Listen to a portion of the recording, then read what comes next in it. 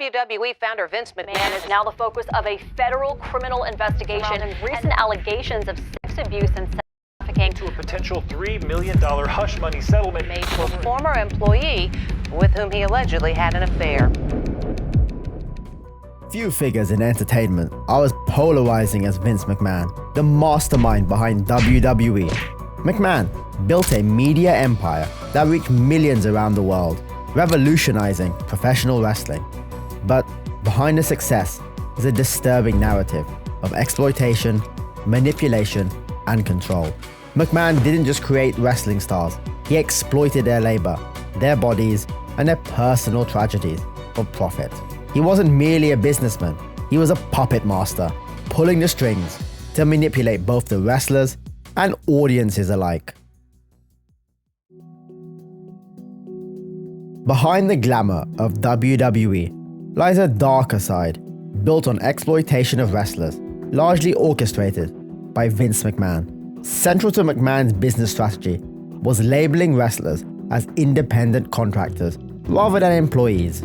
This allowed WWE to avoid providing basic labor rights like health insurance, retirement benefits, and consistent pay. Wrestlers endured grueling physical demands and often permanent injuries, only to be discarded when they were no longer profitable for the company. Even though wrestlers were essential to WWE's global success, many found themselves abandoned when they were no longer useful. In the 1980s, Jesse Ventura tried to unionize wrestlers, demanding fair worker protections. McMahon quickly crushed the attempt, ensuring that wrestlers remained replaceable, with new stars always ready to take their place. This system didn't just exploit wrestlers financially, but also physically. McMahon frequently pressured his performers to work through severe injuries. Legends like Kurt Angle and Edge revealed how their bodies deteriorated under the strain, but they were urged to keep performing. You're always kind of limping, and you're always kind of bent over, and you're always kind of like sideways or like the letter S. McMahon's focus on profit over well-being created an industry where the health of wrestlers was secondary to the spectacle and the financial gain. As much as McMahon manipulated his wrestlers, he also controlled public perception.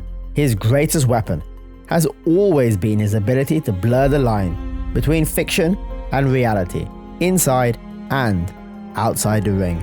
This concept, known as kayfabe, where wrestlers stay in character off-screen, was extended to his business dealings. His on-screen character, Mr. McMahon, wasn't just an act, it reflected his true business persona.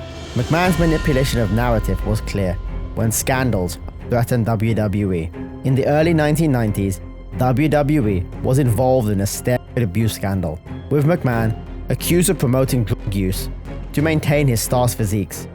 Faced with potential prison time, McMahon successfully portrayed himself as a victim of government overreach, dodging conviction.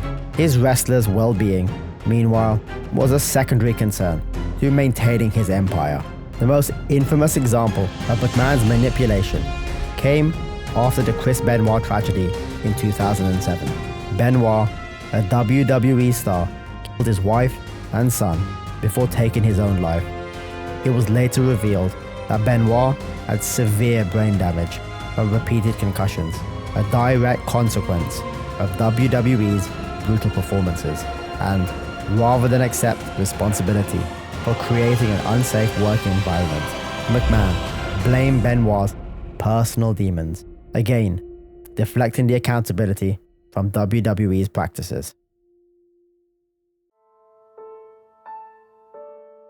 The 1997 Montreal Screwjob, where McMahon betrayed Bret Hart on live television to force a title change, showed how far he was willing to go. The line between storyline and reality blurred, with Hart's humiliation becoming part of the show.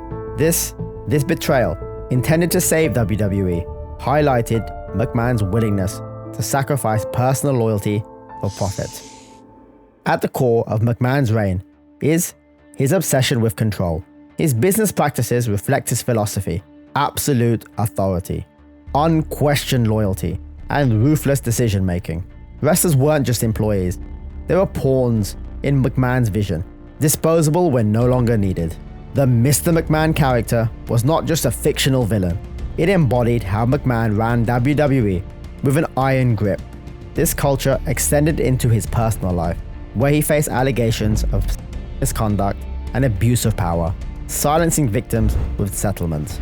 His desire for control over every aspect of WWE, its workers, its narratives, and its scandals, made him one of the most powerful figures in entertainment, leaving a trail of broken lives in his wake.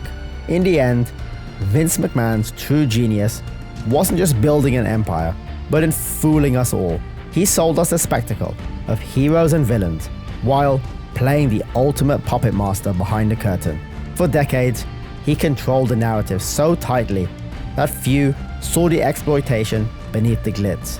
McMahon didn't just dominate the world of wrestling, he manipulated reality itself, bending it to his will.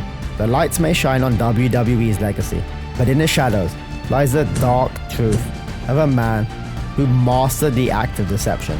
Behind every cheer, behind every match, and every storyline, Vince McMahon was always pulling the strings, leaving behind a trail of broken lives as he laughed his way to the top.